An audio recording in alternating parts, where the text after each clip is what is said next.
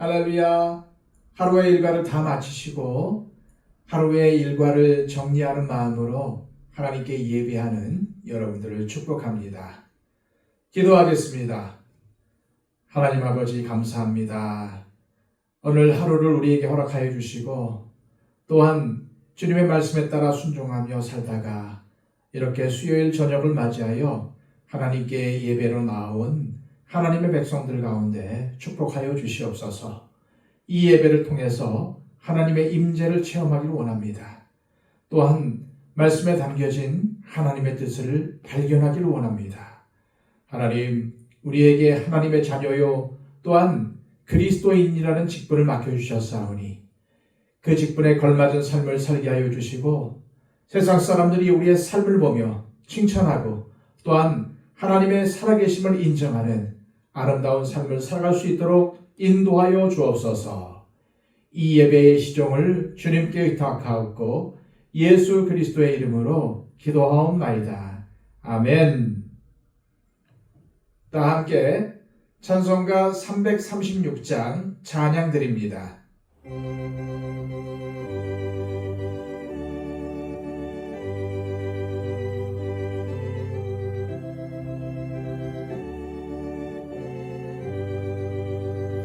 환난과 핍박 주릉에도 성도는 신앙 지켰네. 이 신앙 생각할 때에 기쁨이 충만하도다. 성도의 신앙 따라서 죽도록 충성하겠네. 옥중에 매인 성도나 양심은 자유 얻었네. 우리도 고난 받으면 주로도 영광 되도다. 성도의 신앙 따라서 죽도록 충성하겠네.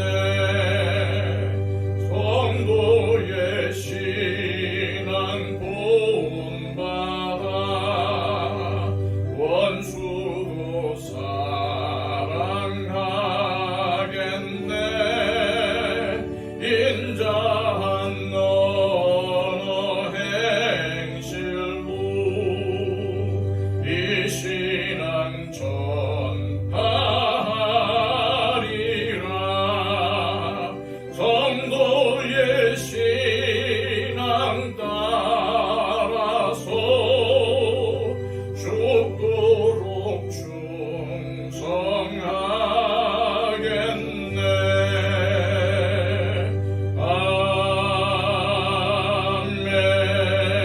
아멘.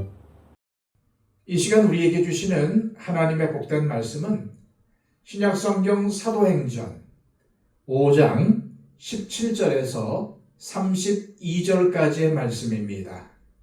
신약성경 194쪽입니다.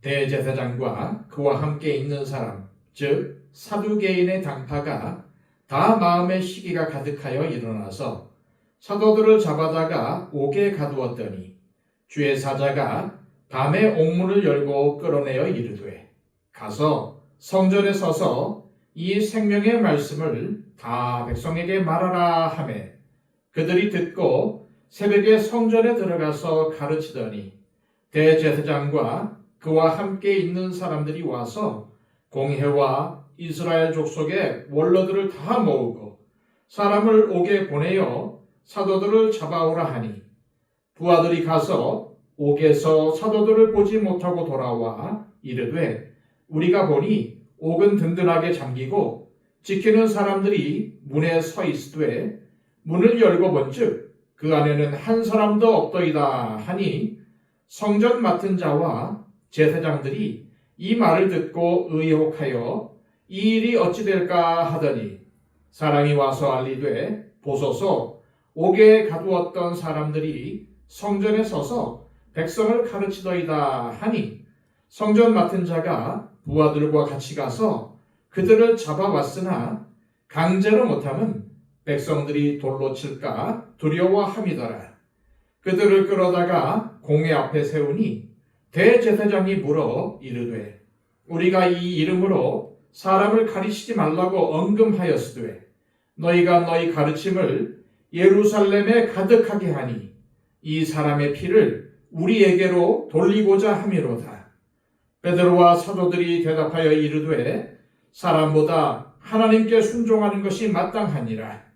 너희가 나무에 달아 죽인 예수를 우리 조상의 하나님이 살리시고 이스라엘에게 회개함과 죄 사함을 주시려고 그를 오른손으로 높이사 임금과 구주로 삼으셨느니라.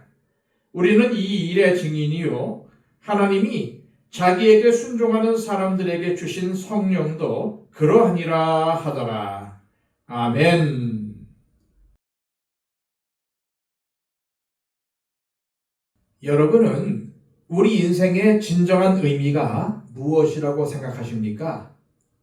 그리고 매일 다람쥐가 쳇바퀴를 돌듯 똑같은 일상을 반복하며 살다 간다면 우리 인생의 끝은 과연 어떨까요?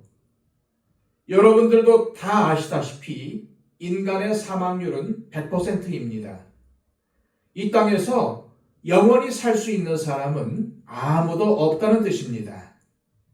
그렇다면 언젠가 우리 모두 이 땅에서의 마지막 순간을 맞이하게 될 텐데 죽음의 문턱에서 아이고 후회된다 그렇게 살지 말걸 하시겠습니까? 아니면 다 이루었다 내가 달려갈 길을 다 마쳤다 하나님 아버지 감사합니다 라고 고백하시겠습니까? 사실 우리의 일상을 가만히 들여다보면 끊임없는 반복입니다. 우리가 종종 어떻게 지내셨냐고 인사를 나누는데 대다수 분들이 항상 똑같죠 라고 답합니다.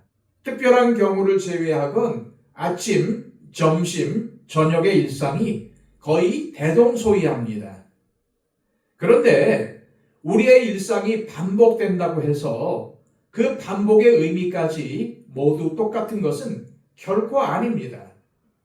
우리의 일상이 매일 반복되는 것 같지만 무엇을 위해 그 일상을 반복하는가, 누구를 위해 반복하는가에 따라 우리 인생의 의미와 결말은 완전히 달라집니다. 우리가 오늘 본문을 통해서 배우게 될 핵심이 바로 이것입니다. 지난주 수요 예배 때 살펴본 본문의 마지막 절 16절은 이렇게 끝을 맺습니다. 예루살렘 부근에 수많은 사람들도 모여 병든 사람과 더러운 귀신에게 괴로움 받는 사람을 데리고 와서 다 나음을 얻으니라. 이 사람들은 너무나 가난해서 의사에게 갈 엄두조차 내지 못하던 이들이었습니다. 사도들이 지나가는 길거리에 누워 베드로나 사도들이 지나갈 때 그 그림자라도 덮이기를 바라는 간절한 마음으로 나온 사람들이었습니다. 그런데 주님의 은혜로 그들이 다 치유를 받았습니다. 이것이 얼마나 기뻐하고 축하해야 할 일입니까? 그동안 아무도 돌보지 않던 이들이 치유와 회복을 얻었다면 마땅히 함께 기뻐하고 하나님의 도구로 쓰임받은 사도들을 격려하며 축복해야 하지 않겠습니까? 그런데 오늘의 본문을 보면은 정반대의 반응을 보이는 사람들이 등장합니다. 이 놀라운 은혜의 현장을 보며 심기가 몹시 불편해진 자들이 있었습니다. 17, 18절입니다. 대제사장과 그와 함께 있는 사람, 즉 사두개인의 당파가 다 마음의 시기가 가득하여 일어나서 사도들을 잡아다가 옥에 가두었더니, 당시 유대 종교에서 양대 산맥을 이루던 종파는 사두개파와 바리새파였는데, 대제사장을 비롯해서 대부분의 제사장들은 주로 사두개파였습니다. 그런데 이 사두개파의 가장 큰 특징은 부활을 믿지 않는다는 것입니다. 천사도 영도 없다고 믿었습니다. 철저한 현세주의자요, 세속주의자들이었던 것입니다. 내세가 없으니 오직 이 세상에서의 삶이 끝이고 한 번뿐인 인생을 즐겁고 행복하게 살자는 것이 이들의 가치관이었습니다. 그런데 이들은 성전에서 일하며 유대 백성들을 영적으로 지도하는 지도자들이 아닙니까? 하지만 놀랍게도 초대교회를 통한 하나님의 구원 역사에 대한 핍박은 다름 아닌 하나님을 가장 잘 안다고 자부하던 유대의 영적 지도자들에게서 비롯되었습니다. 사도들이 성령의 역사로 병자들을 다 낫게 하자 이들은 격려와 축복이 아닌 다 마음에 시기가 가득 찼습니다.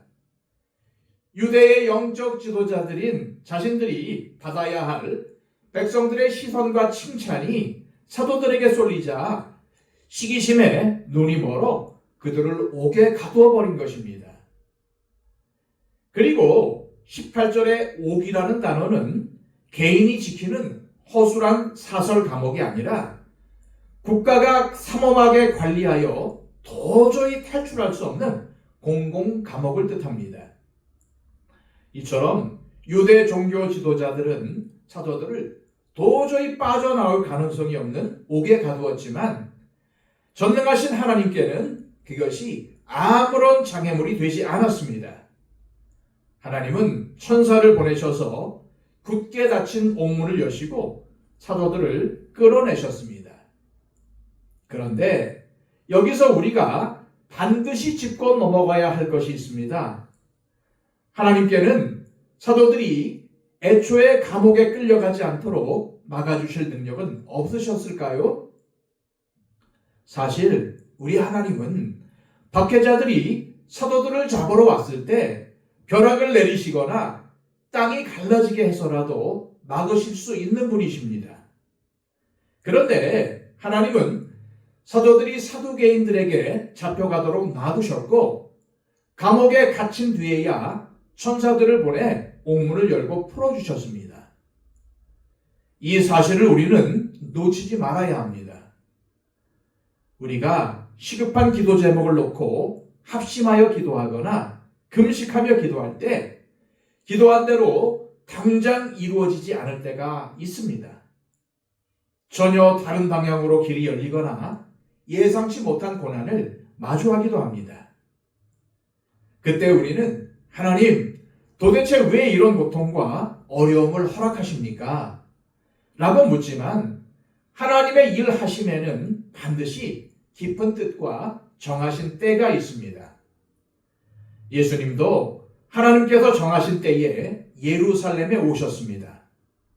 이스라엘 백성들이 헬라와 로마의 지배 속에서 400년이라는 기나긴 고난을 겪은 후에야 오셨습니다.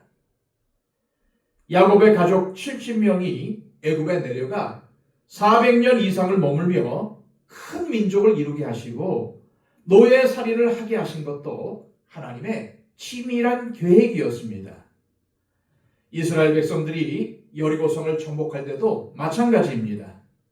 하나님은 여리고성을 단숨에 무너뜨리지 않으셨습니다. 이스라엘 백성들이 하나님의 말씀에 순종하여 매일 한 바퀴씩 6일 동안을 묵묵히 돌게 하셨고 마지막 7일째에는 7바퀴를 돌고 소리를 지를 때에야 무너져 내리게 하셨습니다. 나아만 장군이 나병을 고침받을 때도 요단강에 6번 들어갔을 때까지는 아무런 변화도 없었지만 7번째 들어갔다 나오니 어린아이의 살결처럼 깨끗해졌습니다. 시편 121편의 고백처럼 우리 하나님은 결코 졸지도 주무시지도 않으십니다. 그리고 무엇보다 우리의 상황을 그 누구보다도 정확히 아십니다. 따라서 하나님께서 우리에게 고통을 허락하실 때는 그 고통 너머에 주님의 분명한 뜻이 있습니다. 그리고 정하신 때가 있습니다. 그렇다면 감옥에 들어가지 않게 막아주실 수 있었던 하나님께서 굳이 사도들을 감옥에 가두셨다가 기적으로 끌어내신 이유는 무엇일까요? 20절입니다. 가서 성전에 서서 이 생명의 말씀을 다 백성에게 말하라 하매. 이것이 바로 그 이유입니다. 이것을 위해서 하나님은 사도들을 감옥에 갇히도록 하셨다가 천사를 보내 건져내신 것입니다. 여기서 우리는 하나님의 역사로 굳게 닫힌 옥문이 열렸다는 기적보다는 가서 성전에 서서 이 생명의 말씀을 다 백성에게 말하여라 라는 주님의 명령에 주목해야 합니다. 만약 사도들이 감옥에 계속 갇혀 있는 것이 하나님의 영광을 위한 일이었다면 그곳에 그대로 두셨을 것입니다. 하지만 사도들이 옥에 갇혔다가 기적적으로 풀려나는 과정을 통해 하나님의 살아계심이 온 천하에 드러나고 주님의 복음이 더 힘있게 전파될 수 있었던 것입니다. 기억하십시오. 하나님의 놀라운 역사 뒤에는 항상 사명이 뒤따릅니다. 하나님께서 왜 우리에게 기도의 응답을 주실까요? 그것은 가서 주신 사명대로 행하라는 것입니다.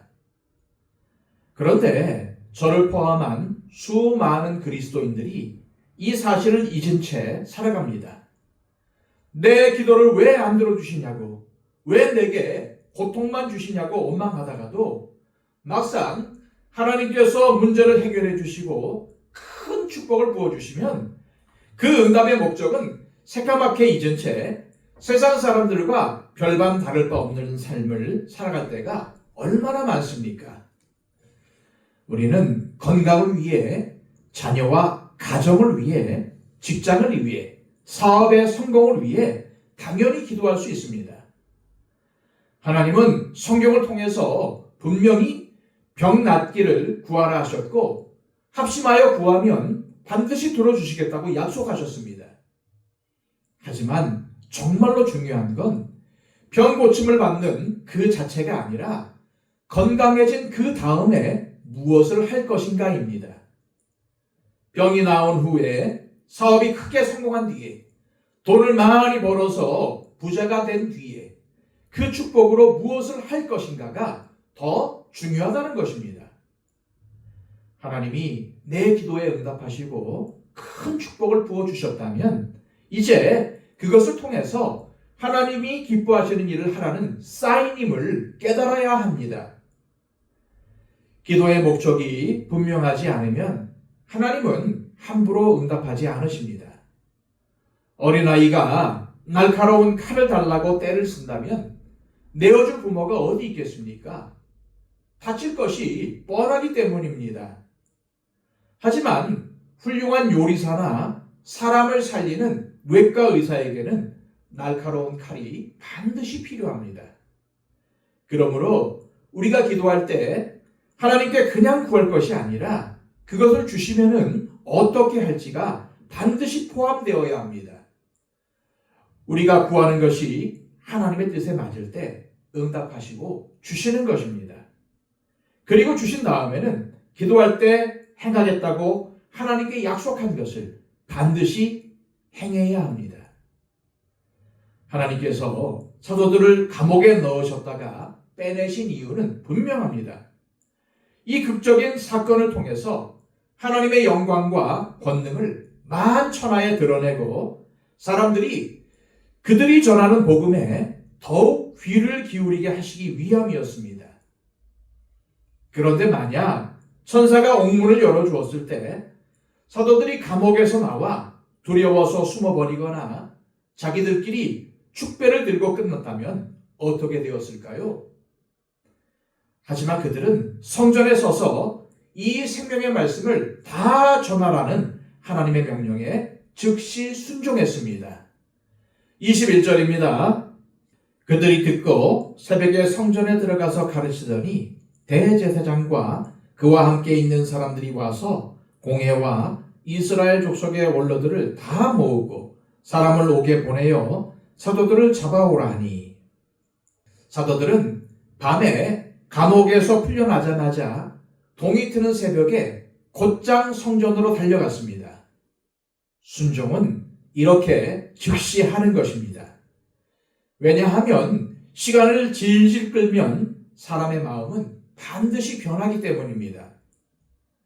여러분들이 예배를 드리다가 혹은 말씀을 읽거나 기도하다가 마음이 뜨거워져 내가 오늘 주신 하나님의 말씀대로 살아야겠다, 깨달은 하나님의 뜻대로 살아야겠다라고 결단하셨다면 바로 실행에 옮기십시오. 그동안 미워했던 그 사람과 화해해야겠다라는 마음을 하나님께서 주셨다면 결과는 생각하지 말고 즉시 그 사람을 찾아가서 화해를 청하십시오. 미루면 내일이 되고 일주일이 되면서 뭐 다음에 하지 라며 흐지부지 되고 맙니다. 하나님께서 감동을 주실 때, 기도의 응답과 깨달음을 주실 때는 머뭇거리지 말고 즉시 순종해야 합니다. 사실 새벽 시간, 성전에 사람이 모여봤자 얼마나 모여 있었겠습니까? 그러나 사도들에겐 사람의 숫자는 중요하지 않았습니다. 하나님께서 가라 하시니 가서 말씀을 선포한 것입니다.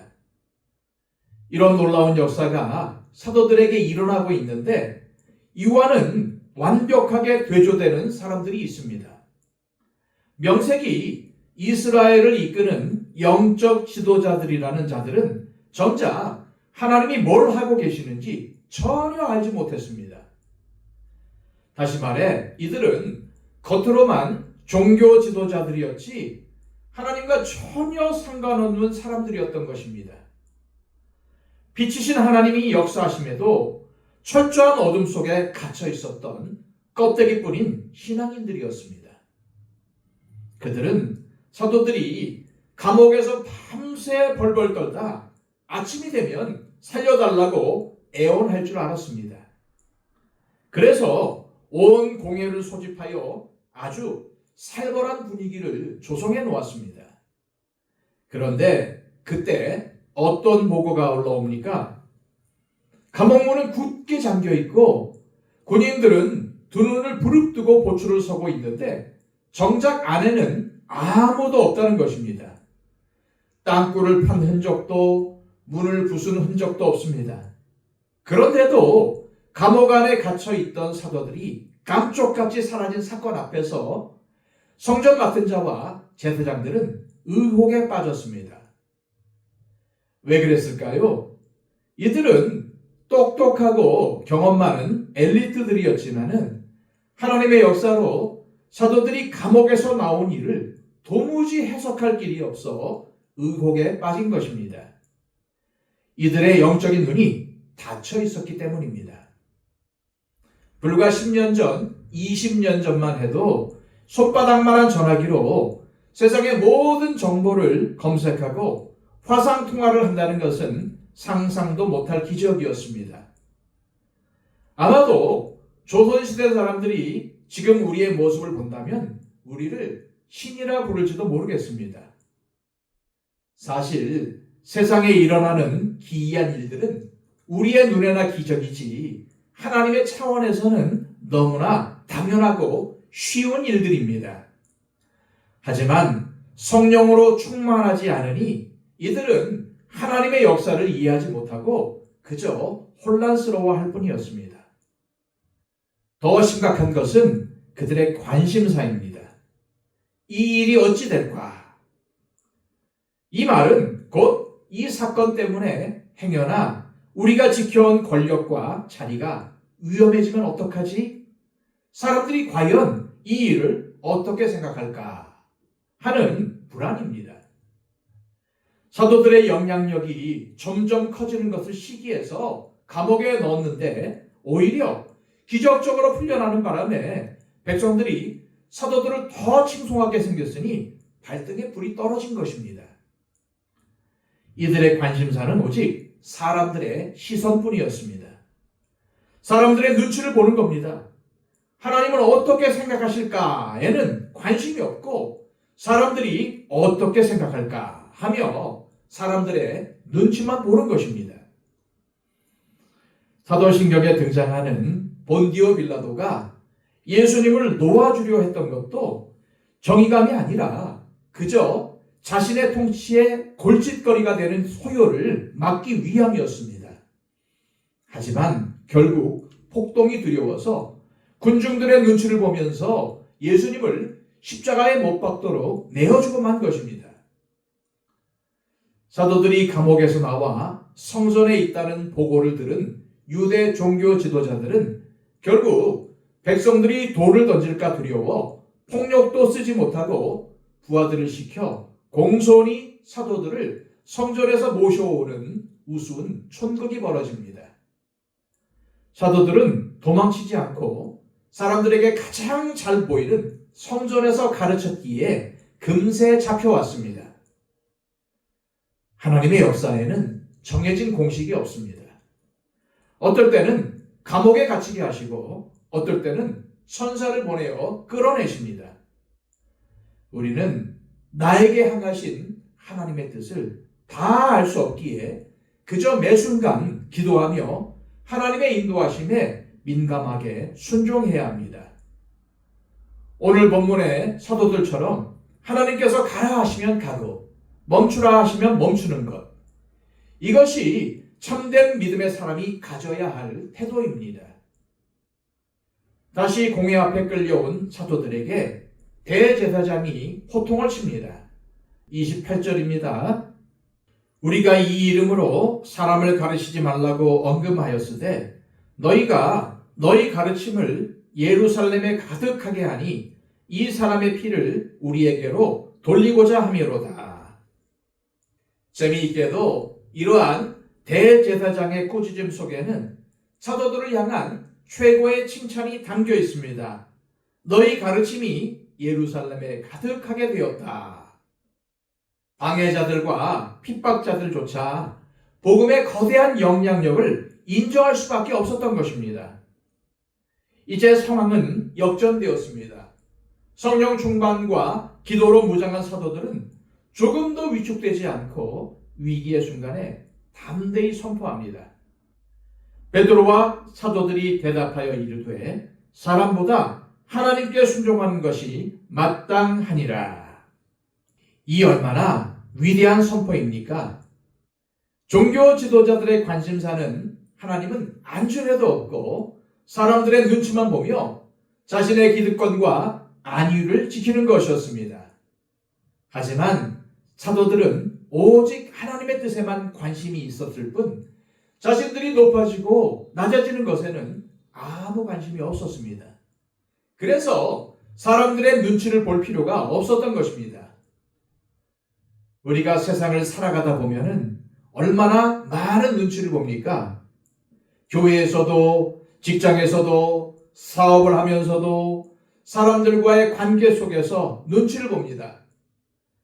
권력의 정점에 있는 정치인들조차 선거 때면 국민의 눈치를 살피면서 공약을 남발하고 진실 여부와는 상관없이 그저 듣기 좋은 말로 포장하기 바쁩니다.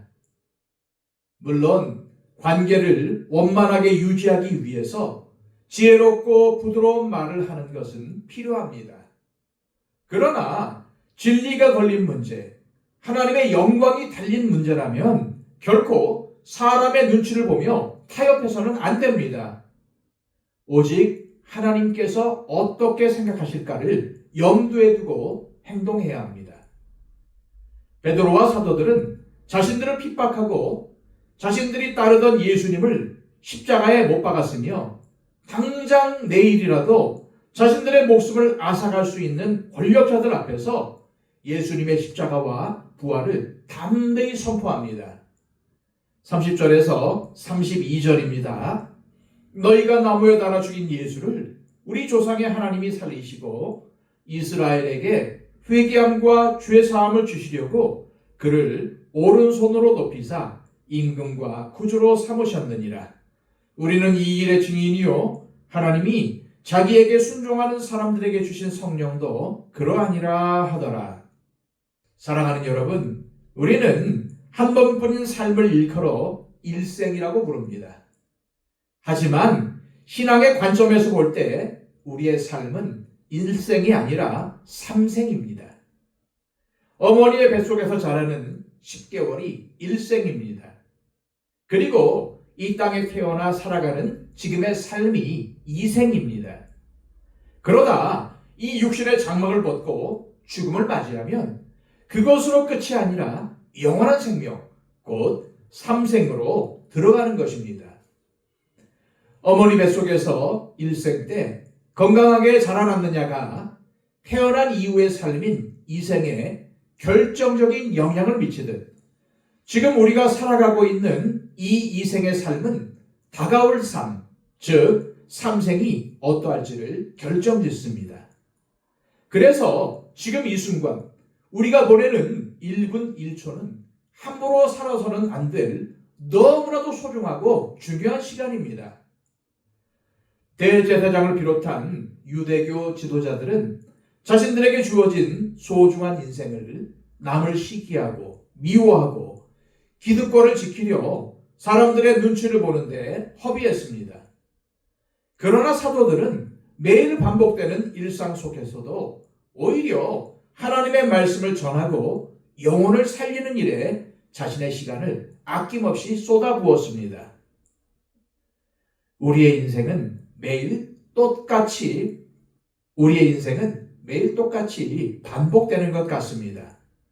그러나 우리는 지금 그 반복되는 일상 속에서 그저 나의 욕심과 이기심을 채우고 있습니까? 아니면 주님의 말씀에 순종하여 삶으로 복음을 전하는 거룩한 일상을 살고 있습니까? 물론 우리가 놀 때도 있고 쉴 때도 있고 재미있는 일을 할 수도 있습니다. 하지만 오늘 본문의 사도들처럼 우리의 반복되는 일상을 하나님께서 기뻐하시는 일을 하는데 사용해야 하지 않겠습니까? 부디 오늘 주시는 말씀을 가슴에 새기시고 반복되는 일상이지만 하나님께서 기뻐하시는 일들을 반복적으로 행하심으로 언젠가 하나님 앞에 섰을 때 착하고 충성된 종아 참 잘하였다 칭찬받는 복된 인생들이 되시기를 축복합니다. 오늘 이 말씀을 생각하시면서 찬송가 502장 찬양 드립니다.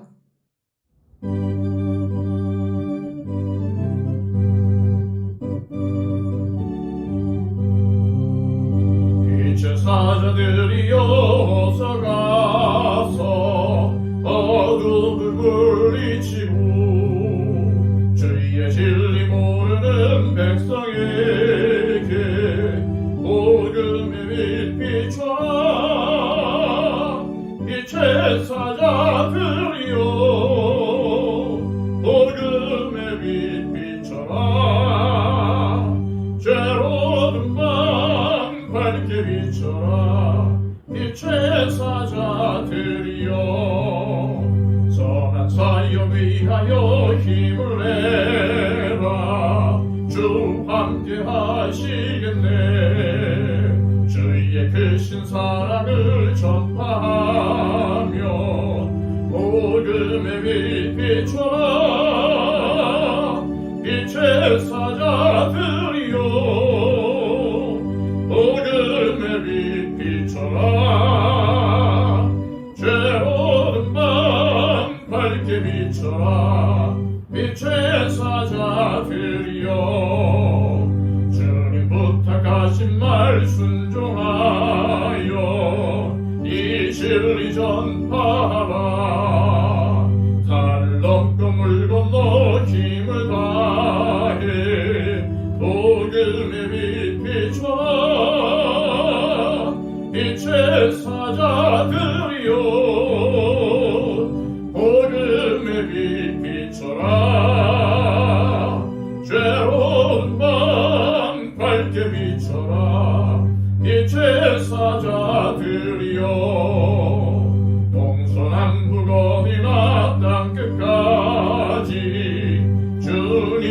의지하고 눈 어두워 못 보는 백성에게 복음의 빛 비춰라